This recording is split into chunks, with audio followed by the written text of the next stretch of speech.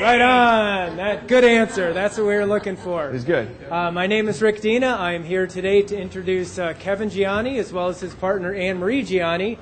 Kevin is going to talk to us today about avoiding some of the pitfalls in the raw food diet. And there are unfortunately many out there, and the more we know about them, the more we can avoid them. So Kevin, officially here by the book, is an internationally known health advocate, author, and web TV host of the Renegade Health Show. And I'll bet many of you have tuned into it, as I have. Kevin has helped thousands of people through his multimedia productions about optimum health, raw food, and abundant living. He is the author of High Raw, A Simple Approach to Health, Eating, and Saving the Planet, and co-author of The Busy Person's Health Solution, and the creator of over a dozen programs on natural health, including the widely viewed Rockathon series.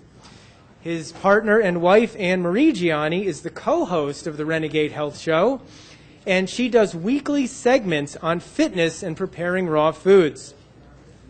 She's a certified athletic trainer and co-author of the Busy Person's Fitness Solution. She has worked with top Division I college athletes and teaches optimum health through lifestyle fitness in-home personal training at www.yourlifestylefitness.com. And throughout the Rockathon and some other recent events, my wife and I have gotten to know Kevin and Anne-Marie, and they're great people, and they really practice what they preach. And I know Kevin is going to share some excellent information with you today, so please help me welcome Kevin Gianni.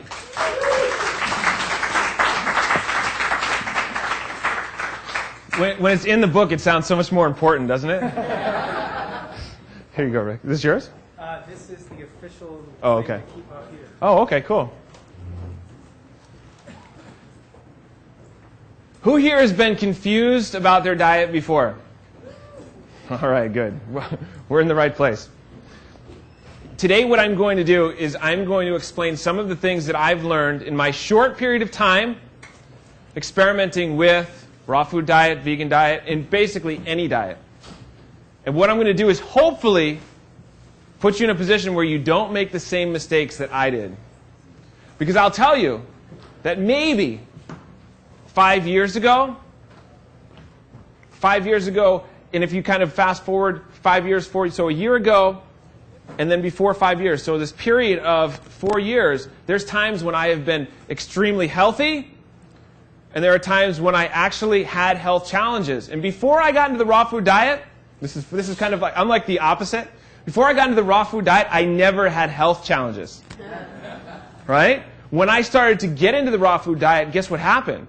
Things started to change in my body, and I did get health challenges. And I was like, wait a minute. Am I reading these books? I'm like going through the books. I'm like, heal yourself from degenerative disease, all this sort of thing. And I'm like, I'm getting things that are not good. And I'm feeling bad, and I'm not able to get out of bed. 2 years ago, there was a time when I had trouble getting out of bed because of some of the experiments I had done. And I'm like, look, I said to Anne-Marie, I said, I'm really not in the business to have trouble getting out of bed, am I? I'm in the health business here. I need to get out of bed with energy. So it was a really kind of interesting experience.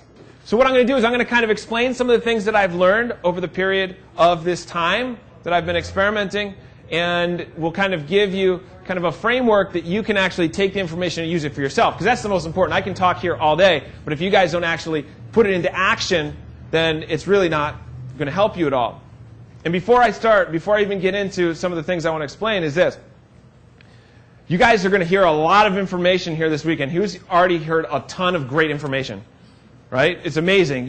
Victorious is a lifetime of information for those of you who just saw him here. A lifetime of information, seriously. He is a serious figure in this movement.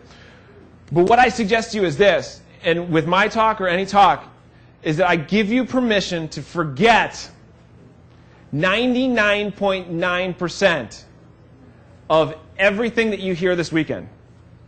Who here can take a deep breath and say, oh, all right, good. Because I saw someone earlier, they were taking notes, and they were literally had 2 pages of notes and taking all of it, which is amazing because you can always go back to that. It's important to take notes. But going back to that information can be very overwhelming. So I give you permission to forget 99.9% of everything that you hear today, tomorrow, this weekend. But you have to take 0.1% of it and apply it to your lifestyle. So the one thing that resonates with you, and I go to these conferences too, and I sit in the audience as well, and I listen, I said, oh man, I got to start trying this, I got to start trying this, I got to start trying this. But the reality is that all these things won't come into place right away. I was explaining to someone the other day during our talk, if you walk from your hotel to here, that takes more than one step. It takes, well, it depends on how far your hotel is, but it takes a long time to get to where you want to be in order to actually make something happen. So that 0.1% is something that resonates with you.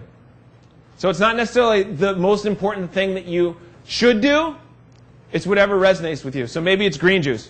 Maybe it's like, once a day you try a green juice or something like that and just put it into your diet. Because what happens if you come to these talks and you come to these events is that every time you come to them with that sort of mindset, what you're going to do is you're actually going to start to apply it. And then after you come to 50 events, you'll have 50 things that you've strung together that is now part of your health protocol. So you're no longer thinking about, oh man, I wish I was there. You're already there. And then you can turn around and help other people because there's people here who need your help too. Because there are people in this audience right here that know more than some other people. And you can turn to the neighbor next to you and say, hey, what did you learn about this? And pass the information back and forth. So I'm going to talk about my experience with superfoods first. Who here eats superfoods? Who here can give me a definition of superfoods? Live food. All right, great. That's a great definition of superfood because that's the definition that I like of superfood, live foods, right? So, some people will say goji berries are superfoods, but I think kale's a superfood too. So, my view's a little skewed. Yeah, back here. A food that gives you advantages beyond a regular diet. Absolutely. That's a great definition. We'll use the two of those. And then Mary? Power pack nutrition. Power pack nutrition. Absolutely. So that's a good definition of superfood. I think that we know what we're talking about.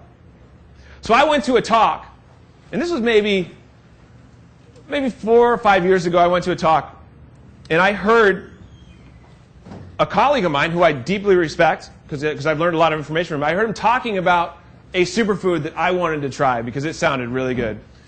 And all the benefits of it, it gets you active, you're able to do a lot of things, multitask, stay up, never sleep, kind of things like that. And I was like, wow, that sounds great. I want some of that. Because I'm a kind of high intensity guy, if you guys didn't notice. So I started to put raw chocolate into my smoothies every single day for a period of probably about a year. And at first it started with 1 scoop. And I felt good. I was like, wow. I'm like, this stuff is a superfood. I said, well, if 1 scoop is good, maybe 2 scoops are good, right?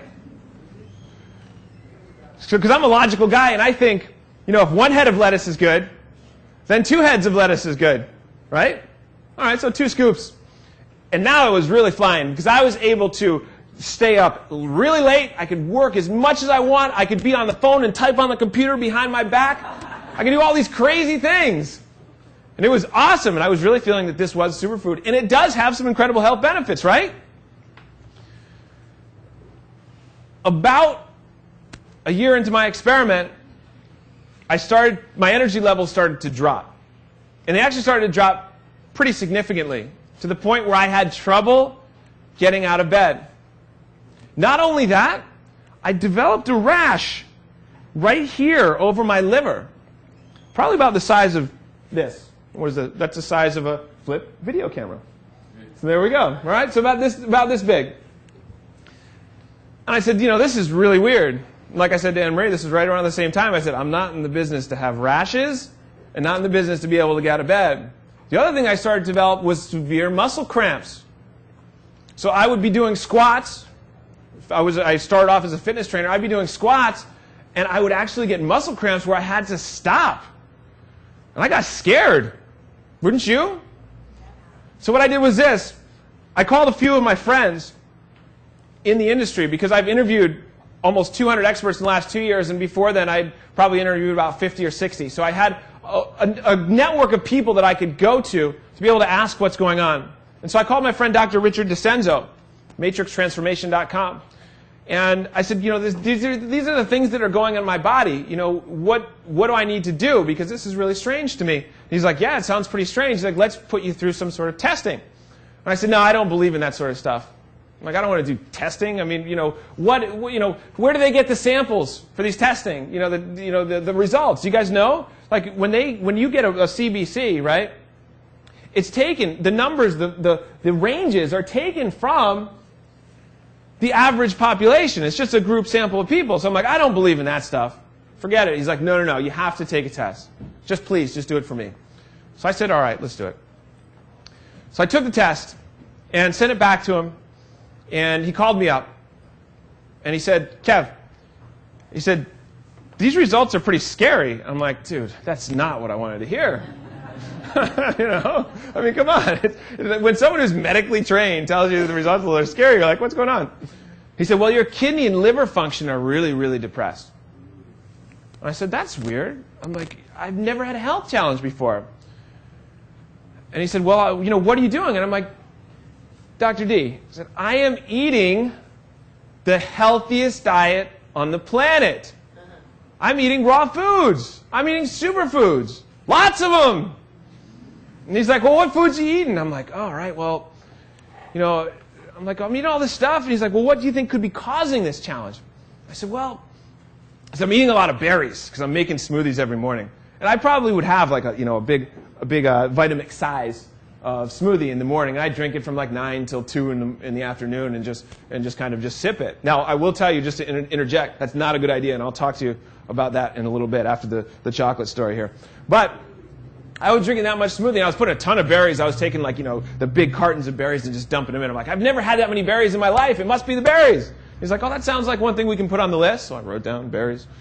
And I said, I'm eating some sprouted chickpeas and even eating a little bit of cooked chickpeas every once in a while. And I'm like, they're notoriously difficult on the diet, on the stomach, on the digestion. I said, maybe it's the chickpeas. And he's like, oh, that sounds good. Maybe we could try that out. And so I wrote that down.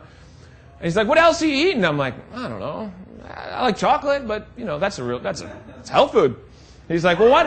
He's like, why don't we put that down on the list too? And I said, oh, okay, we can do that. So I put it down on the list, and in the back of my head, I'm saying, whatever.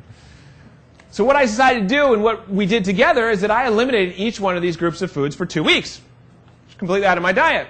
And so day one, I woke up in the morning and I put the Vitamix blender down and I reached for the berries. I'm like, no, I'm not going for the berries. Maybe we'll use some mangoes. And so I used mangoes instead. And so it started. And I was convinced that it was the berries. Because berries have oxalic acid. Do you guys know that? Everyone talks about oxalic acid binding calcium, in greens. But berries have it too. So I'm like, all right, so maybe it's oxalic acid. I'm real acidic. Well, 2 weeks later, guess what happened? My rash continued to grow, actually. It got a little bit bigger. So now not like a flip video, but like a high-definition video or something like that, video camera. So I said, well, I guess it's not the berries. So I called Dr. D. I said, it's not the berries. He's like, all right, on to the chickpeas. I said, all right, great. I can get rid of chickpeas, no big deal. So I started 2 weeks. Chickpeas, guess what happened to the rash? Stayed the same. I was like, I called him on the phone and I said, I don't think anything's going to work. I think we got to take another approach. He's like, wait, you got one more thing on your list. I'm like, oh yeah, chocolate. So he's like, just do it. I'm like, okay, I can do it. So the next morning I woke up and I went to the blender and I had the blender set up and the container of chocolate is right over here. We keep everything in glass, jars, so just to keep it fresh. So container of chocolate's over here, and I start putting mangoes in the smoothie. And I was eating berries again because, no big deal. So I started to put the berries back in, and I pressed the start on the blender, and immediately something took over me. It grabbed the chocolate, and then seriously dumped it right into the blender. I was like, oh man, I'm like, I need this. So what happened was I ended up. It took me about 2 or 3 days to actually kind of get off the chocolate. And within 2 weeks, can anyone maybe guess what happened? Well, the rash didn't completely go away, but it started to shrink. And within 4 to 6 weeks, it was completely gone. And so I called up Dr. D and I said, I think it's the chocolate. And he said, yeah, there you go, dummy. I saw that one coming. And so I was kind of in this position where what am I doing? I'm talking about chocolate, I'm talking about superfood, I'm talking about health, But this is something that now we have established that possibly was actually putting me in a position that was compromising my health. Really kind of interesting position, particularly since we put so much weight on the nutrient value of foods. But what I realized after kind of doing some more experiments and doing some more testing is that my mineral levels, my magnesium and calcium levels, were significantly depleted. So this whole time what had been happening as I was eating the chocolate is that my adrenals were overworking.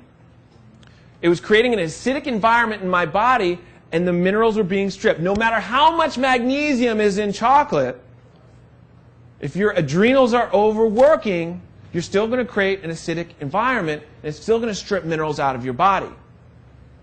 Very kind of fascinating thing, but no one's talking about this, right? No one's talking about this part of it. So it kind of became my mission to, one, rebuild my minerals. I'll tell you how I did that. And two, to kind of say, hey guys, maybe chocolate isn't the best thing for everyone. And I'll tell you who specifically it's not really, really good for, okay? It's not really, really good for people who are high energy. Who here is like a high energy, kind of intense person? Please stay off the stimulants.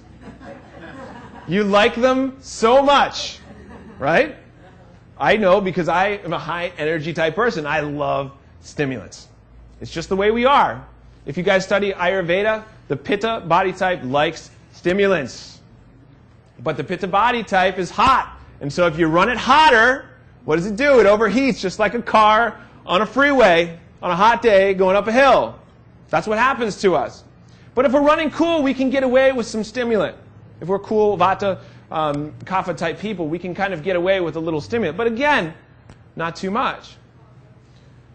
So that to me was incredible information. Now for fitness as well, if you are into fitness, think about the same type of principles. If you are a hot type body person, right, you're always running hot, any sort of fitness that's going to burn you out, so high intensity interval type training, be careful.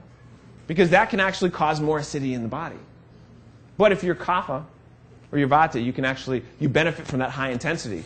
So if you're having trouble losing weight with your fitness regimen and you happen to run very hot, well, generally you're probably skinny if you're running very hot. But if you're Kapha or Vata and you're actually having trouble with your weight loss, what you can do is you can actually start to do interval training to actually heat yourself up.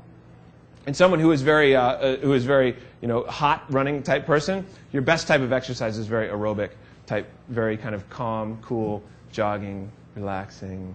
I know it sounds torturous, but that's the best. So what do we do? Now that we know that for maybe one person chocolate doesn't work, for some people it does, like what are we supposed to do? When I started the talk, I talked about confusion, right? Who here has heard one bit of information and then immediately the next day they heard something completely different? In 2005, I was searching on CNN.com, kind of looking around, because I like this. I like to make sure I get all the health articles and just kind of read all of them, just to kind of see what's going on, the buzz in like the media health world. And an article came up that I was pretty shocked with, because the title of the article was, "Study says coffee is a great source of antioxidants." A few of you giggled. Coffee is not a good source of antioxidants. I need to be very clear about this. But I was like, wait a minute, this is CNN, this is all this place. And in 2005, I was still seeing some clients, and I saw that article, I said, oh my gosh, these personal training clients, they are going to rail me, right? Because I'm going to go in there, and they're going to say, look, now I can drink coffee. Now, I'm not saying coffee is necessarily bad. I know there's a few people in the room who drink coffee on a regular basis, but here's the deal. I wanted to get to the base of that article and see what the true information was.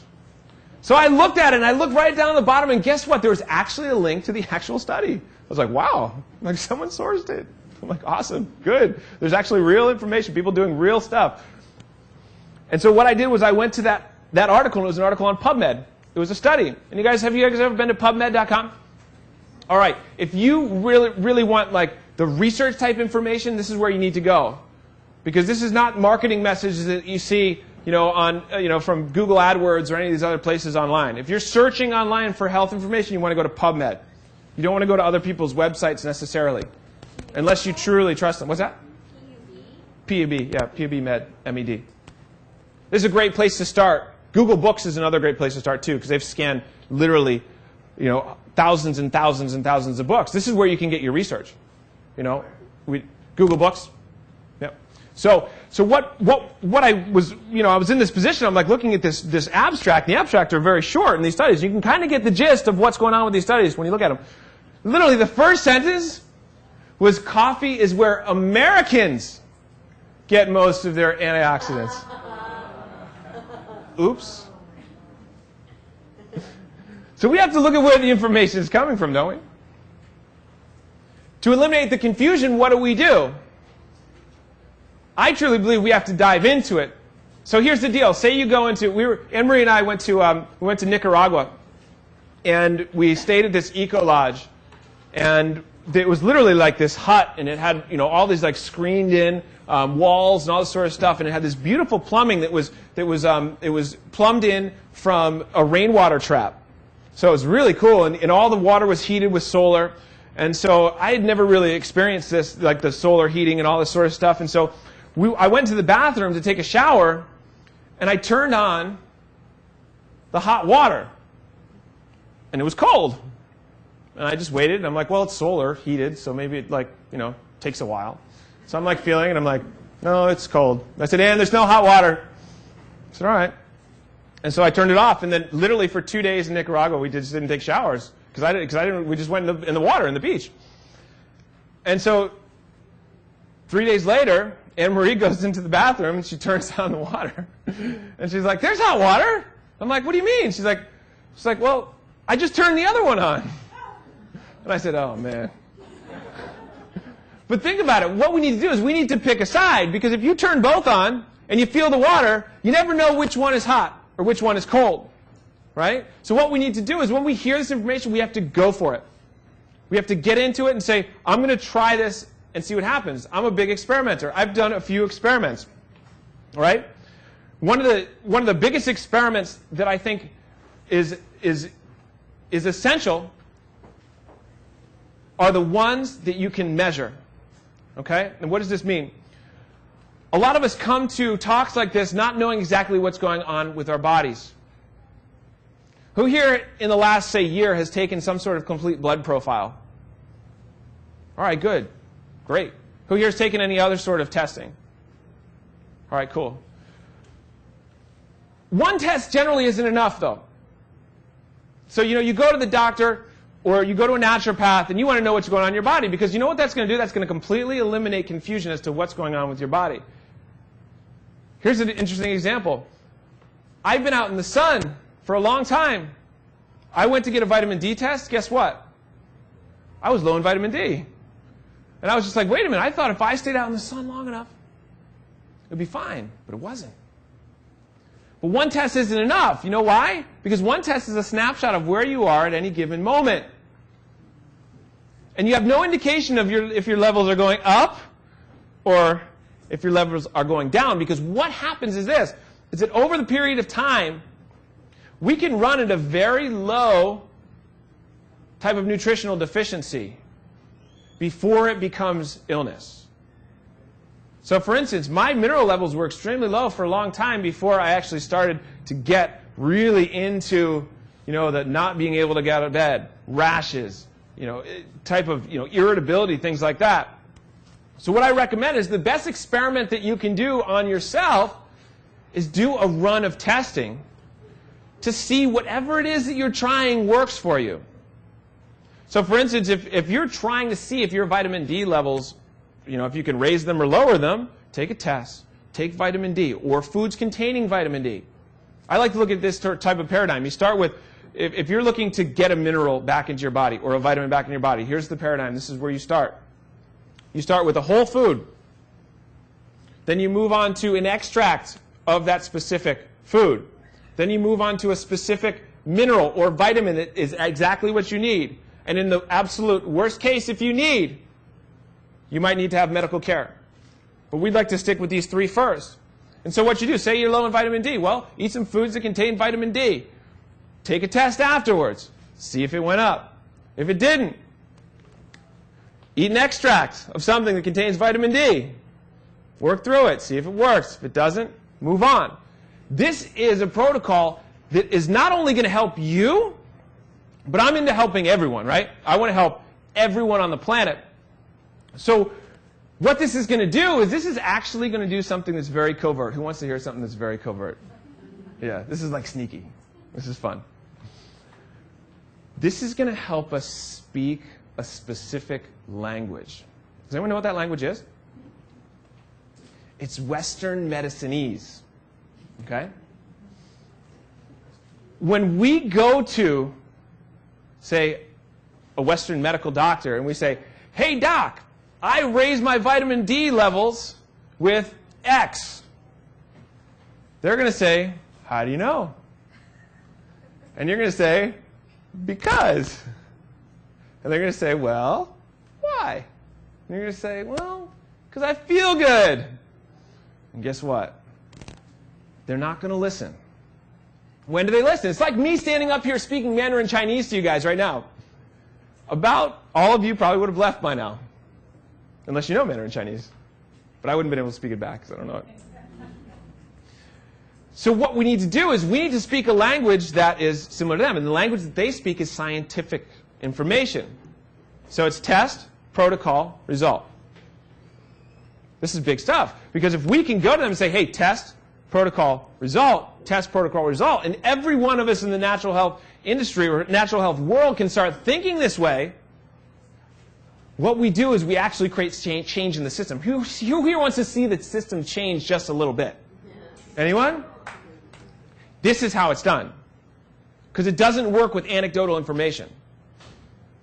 Because people are not going to listen to that. We need to speak the same language, which is cool. We can do it. But we need to make sure that we're getting the information from the right places, and it's actually scientific. Who here knows of, I'm going to show you this, but some of you might have seen it, but what's a trusted magazine? Time? What was that? What do I heard? AMA, was that? AMA? Oh, that was a joke. Time? I'd say Time's a trusted magazine. What else? Yoga Journal. Discovery, Yoga Journal. How about this one? This is, I mean, don't you guys think this is a trusted magazine? Right? Well, I mean, all right, so I saw this in the supermarket the other day. Best drugs for allergies, colds, flu, and more. Yeah, right. You guys already know where I'm going with this. I don't even need to explain it. But I want to explain a few things that I saw in here. Because I saw it and I said, well, I want to know if they've done like hard research on this, right? If you look through this, the article about what best drugs for what ails you, there is no scientific study published here about why the specific cold medicines or anything are working. Nothing. Do you know what they cited for things that work, though? No, this is good. For colds, it says the best remedies for common cold are usually the simplest and can often be found in your kitchen, not a drugstore. And it goes on to say that research suggests that honey, saltwater gargle are better providing relief than other sorts of lozenges. That's cited study. But guess what the article is focused on? We're getting some backwards messages here. Another thing it says here, we believe everyone should get an annual shot against seasonal flu, especially people in high-risk groups. Consumer Reports? Doctor Consumer Reports? Absolutely nothing there. It's absolutely amazing. This is where our information comes from. And this is a trusted magazine. Trusted magazine. So after I did the chocolate thing, my immune system was pretty depressed. This is like a confessional. I feel like I'm like, you know, sob story. Anyone have tissues? I feel like after I did the chocolate, my immune system became depressed, and I got bit by a tick. And I got Lyme disease. I called Dr. D again, and he said to me, I said, I want to try a natural approach on this. And he said, you will not. And I said, what does that mean? I said, I'm going to try a natural approach for this. He said, well, you might want to call someone else and try to see if they think the same thing. So I called another friend of mine who's wrote a book called Viral Immunity. And he knows a lot about bacteria infections similar to Lyme as well. And I said, I'm going to do a natural approach on this. And he said, you will not. And I said, what do you mean? I'm like, I thought everyone does natural approach for this. And so I talked to the two of them, and they convinced me that it would probably be best to do a Western and an herbal approach to the Lyme. Because I live in Connecticut, and I've seen a lot of basically destruction that Lyme can do. Collagen, freezing the side of people's face, so Bell's palsy, things like that. I mean, pretty ridiculous. And again, it's not something that I want to get into. I'd rather hit it at all levels. And I came to the point where, hey, I can overcome some sort of gut intestinal type thing with antibiotics much easier than I can with neurological damage. It was kind of where I ended it, and that was the thing. So I took a string of antibiotics. I took 21 days of antibiotics. And at the same time, I was doing a little experiment of mine, and I was eating a high fruit diet. And so the antibiotics wiped out the good bacteria. And guess what it left? Fungus. Massive amounts of fungus. Who here is squeamish? Cover your ears. Fungus to the point where it literally was coming out of my body. Cotton ball sizes of white fungus. Pretty intense, right? Yeah, people say they have candida. I had candida. This is serious stuff. So I said, great, now's an opportunity to really figure out what works for candida. And the other thing that happened too is acne started popping out of my face, and I hadn't had acne since high school, kind of really, really disgusting things. And I'm like, look, I can't be on stage talking about this stuff. This was 2 years ago. I'm like, I can't be on stage talking to people about this. I felt really self-conscious. And so what I started to do was I started to do a lot of herbal treatments. And what I was finding with the herbal treatments is that they just weren't effective enough. And it depended on the dosage. It depended on the quality of the supplements. It depended on a whole bunch of other things that I really couldn't control. And I'd heard a lot of conflicting information about candida. And some people say, don't eat any fruit.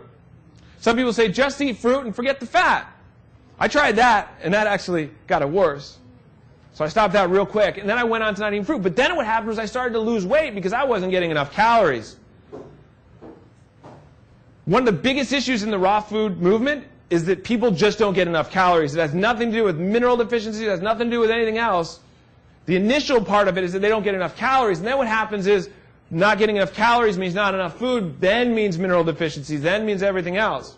And particularly someone who's high intensity, high energy, got to make sure you're getting your calories. And you can eat as many calories as you want, but if your digestion isn't straight, you're not going to assimilate any of it. So in and out. That's it. But with the candida, I tried all these approaches, and I was looking for ways to get more calories. And what I turned to was eating some steamed vegetables, because that was the best way to get calories in. And I found that eating some steamed vegetables, some steamed grains, and cooked grains was actually one of the best ways to do it. So I kind of got out of a dogma that I was into, which was just, I got to eat raw food, and I got to eat it all, and I got to make sure, it's all just absolutely, this is the best stuff on the planet. But foods can be used therapeutically. We all know Hippocrates, right? Let food be thy medicine. So we've got to look at food in a little different way, not just black and white. The other thing that I started experimenting with was fermented foods. And anyone who has any sort of gut digestional type issue, digestional, did I say digestional? Digestive issues. Yeah, digestive issues. Intestinal. I combined digestive and intestinal. That's what I did. I coined that. All right? That's mine. But anyone who has some sort of gut intestinal type issues, fermented foods are going to help rebuild this gut flora. And here's the thing. I prefer that you do it yourself, because you can create so much better cultures. And probiotics are good, but something that's living, I mean, if you're looking at sauerkraut that's like bubbling in front of you, that food is alive. I mean, intensely alive. You look at your little, probiotic pill, which are great because I think everyone needs both. And you can even use your probiotics, good probiotics, very good ones, to actually make your fermented foods too. And you can also test which ones are good and which ones aren't. That's a great way to test. If you guys don't know if your probiotics are working, you basically, what you do is you get one that you just know is absolutely good, and then you make a culture of it, and you see what happens. It's almost like in Petri dishes, you know, but you do it in your food. And then you move along, and you try other ones, and you can even do it in the same batch. So if you have like 3 or 4 different little cups, we have a little yogurt maker that we ferment things in, and you could like put different things in there, and you can kind of experiment and see which ones kind of turn out the best. So it's all in the same condition, it's kind of the same thing, and you just see which ones work for you. It's really cool stuff, really, really kind of experimental. But here's the thing, is that you, each person here, you're the one who needs to come to terms with what works for you. And that's why I believe in self-experimentation, doing things like that. One other thing, I was completely against it. Like 10,000% against it. I had read some of the stuff from Donna Gates. You guys know who Donna Gates is? Body Ecology Diet. Great stuff. Read some of the stuff from Donna Gates, and she had said, and some other people that I had talked to had said, try some fermented dairy. Some fermented goat's dairy. And I said, no. I said, I have, like, of all the foods that I had eaten over, you know, the period of time, dairy was the, like, one that I had kept out of my diet for so long. I said, no. But what happened was my symptoms were getting worse. And I said, I really need to figure something out. And so I reluctantly tried a little bit of goat's dairy. Fermented. Not just plain goat's milk. I don't think that there's any value. I don't think that there's any value in that. There is some value, obviously, but not the value that fermented. Fermented turns it into something a little more powerful. Is that kefir? Kefir, yeah, goat's kefir, and that I think really helped me rebuild my gut flora. But I don't plan on eating goat's dairy for the rest of my life. But I do think that therapeutically it can be valuable for some people. But what I'm just inviting you to do is, if that happens to be the case for you, keep your mind open. Because I've seen so many people in kind of this like ball of dogma, right? So, you know, whatever is outside of this is just non-belief. It just doesn't exist. But what if, like, right outside of this little ball, this little circle, there was like one little thing that you needed, and it was right here, just right outside of your dogma. Say you're very strongly vegan, which is great. I think that's good. But say, you know, for instance, you just needed a little bit of honey, tiny bit, like a spoonful. But you never tried it because you didn't know, and your health suffered. We don't need to be martyrs necessarily. We just need to be smart about what we're doing and actually incorporate things into our diet so we can actually benefit from them and then turn around and help other people. Because particularly, this is the thing, us as people who are into raw food, people who are into vegan diet, people who are into whole food diets, we need to look good, right? Because we're the advertisement. You know? There's no other advertisement better than a person who looks good, skin is glowing, healthy. If you look at the books, the back of the books, the people whose books you want to be reading are the people who look good. You know, that's how you can judge. You know, I've seen pictures of people on the back of their books, and then I've gone to their lecture and I've seen them on stage. I'll be like, where's the guy? I'm like, oh, it's that one, right? We got to be following people who are getting the results that we want. And, you know, I've interviewed about 200 people in the last 2 years. The people that I follow are people who are in their 70s, 80s, who look good. You know Dr. Fred Bishi? Yes. The guy still runs like 5 miles a day on the beach. He's 80 years old. That's where I want to be. And it's cool to learn information from people like me. I'm 30 years old. I'm young. But the information that I'm taking it from them and spreading it out, you know?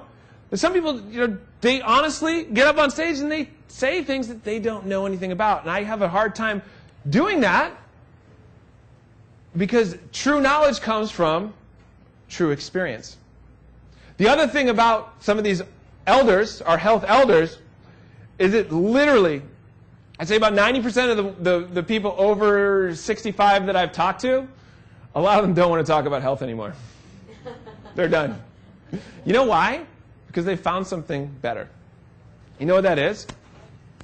They've actually found that following your passion can take you further with your health than following the books and the information. And so I've talked to people like Dr. John Diamond. You guys know who Dr. John Diamond is? I've spent some time with him. He wrote the book called Your Body Doesn't Lie. It's about applied kinesiology. He does not want to talk about applied kinesiology at all. Won't even utter the word to me. The last time I saw him, within the last 5 minutes, he actually finally did a little AK on me. But I'd spent maybe 4 or 5, 6 hours with him before that. You know, just interviews and all this sort of stuff. Wouldn't talk about it. You know what he wants to talk about? He wants to talk about how you can express your creativity through painting. He does painting now. That's all he does. He loves it. He's in great health. Talk to other people. Phil Maffetone. Do you guys know who Phil Maffetone is? I love Phil Maffetone. He trained. He was a chiropractor. He trained Mark Allen for 6 triathlons. So, Ironman triathlons. Yep. Phil was the guy who kind of got him in towards the end of his career, and actually helped him slow down because he was overtraining.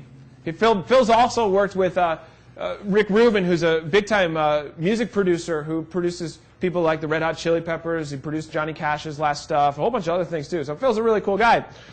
Phil doesn't want to talk about health either.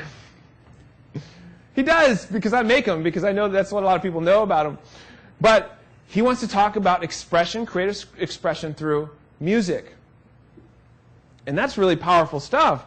Because what the two of them have found, and as I'm sure others, Fred Bishi is very spiritual. Fred Bishi would probably rather talk about religion and his beliefs than about the specific health. So here's the thing. What that does is that opens up your channels to allow you to be able to be accepting and open to a free-flowing idea that kind of comes through, and then you can channel it. Because if you're all stilted and you're all, very specific on what you're doing, not letting that creative outlet out, that sort of compression causes compression in your body. And I truly believe that energetic compression can be the start of, the seed of very specific illness. When I talk to people in our personal training business, we have it, but we're not training anymore. When I talk to people in our personal training business, I noticed that a lot of them were trying to lose weight. They were doing things very well that we were telling them, but they still weren't getting the results. So what we did was we said, wait a minute. I said, particularly one client, I said, what's going on? She said, well, I'm doing all the stuff you told me to do. And I said, no, you can't be. The results just aren't showing. And she said, well, I am. And I said, well, why don't you write it down? So we did a food log, and we did a couple other things. She wrote it down, and she showed it to me, and I looked at it. I said, you're lying. You have to be, because you're not getting results. And so we started talking to her a little more, and what I found out was that she just wasn't happy with, 1, her job, and 2, with her past relationships.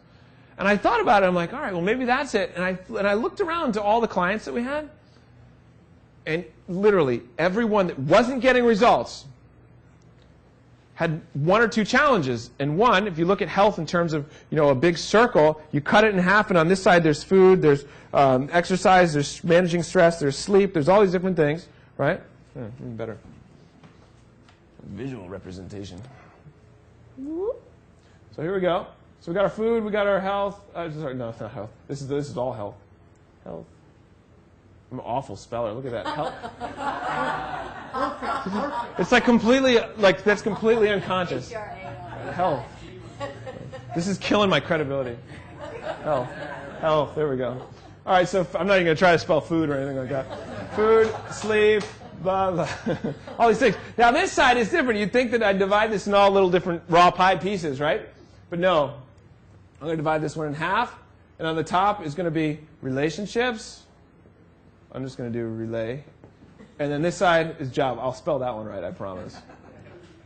Job. With our clients, these 2 things, if they weren't straight, none of this mattered. Just couldn't happen. And one of our clients, very specifically, I said to her, this isn't working, so what can we do to make it work? And I said, well, what do you really like to do? I'm like, clearly you don't like your engineering job. It's like, what do you like to do? She said, I like to garden. And I said, where's your garden? She pointed outside. She had a little deck, probably with a sliding glass door here. And literally, she had a little herb pot with dill, cilantro, parsley. I said, I said, that's not much of a garden, is it? She goes, I know. I said, well, we got to get you a garden. She's like, why? She's like, you're my personal trainer. Like, why do you care? I'm like, because I think it might work. She's like, work for what? I don't know. I'm like, you can eat it. I didn't want to tell her what I was going towards, right? She actually happened to move. She moved to St. Louis.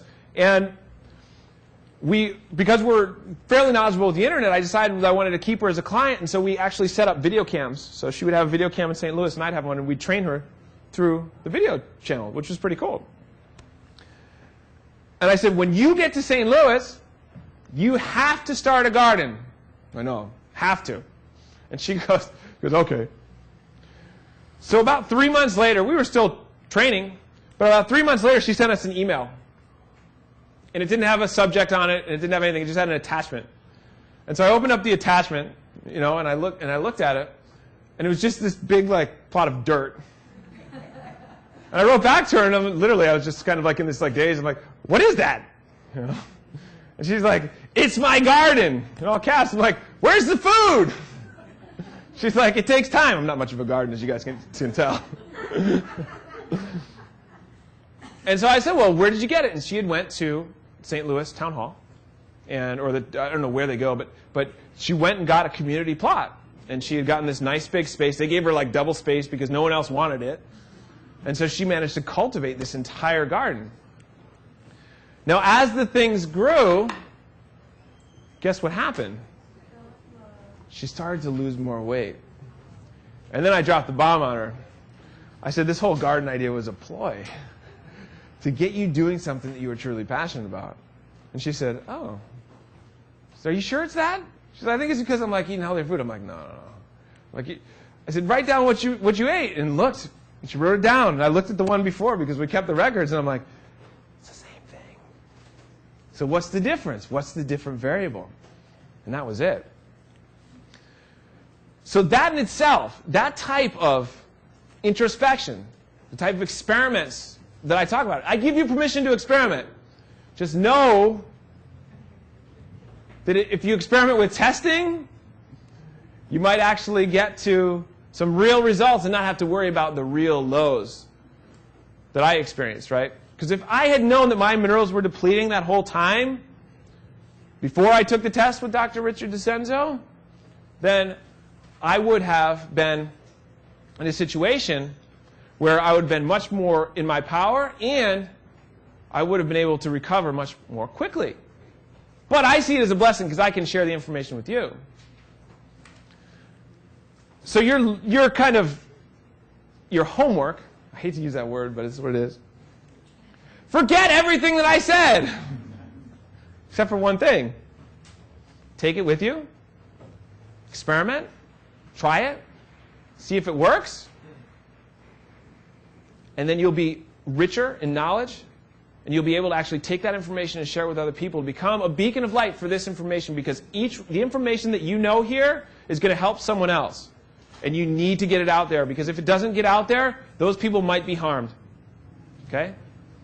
We need to help as many people as we humanly can with the information that we learn, and do it smartly, and you will be an absolute amazing, amazing person in this industry, in your own life, and in your families. Thank you.